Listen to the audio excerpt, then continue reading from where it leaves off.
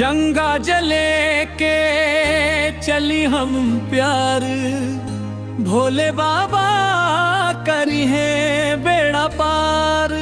बोल बम हर हर महादेव, डमरू बाजे मनवा नाचे जय जय भोले देव। सावन के बदरिया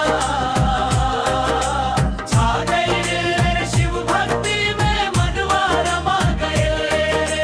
बेल पत्र धतूरा लेके आई, भोले बाबा के शीश नवाई। भोला भंडारी सबसे न्यारा, सबके भाग जगावे हमारा।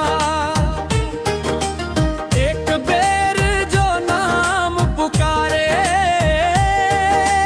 भोले बाबा हाथ पसारे। कोरस हर हर शंभू, जय भोलेनाथ, कांवड़िया के हर अरदास सुने आज के रात। सावन के बदरिया छा गई, शिव भक्ति में मनवा रमा गए। बेल पत्र धतूरा लेके रवानी, भोले बाबा के शीश नवाई। भोला भंडारी सबसे न्यारा, सबके भाग जगावे हमारा।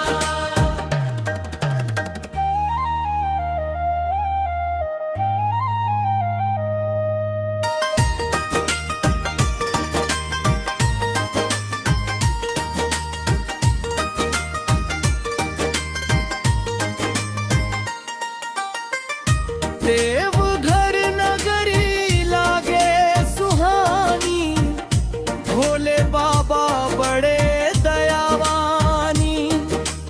गंगा जल जब शीश चढ़ाई, सगरी मनोकामना पूरी हो जाई।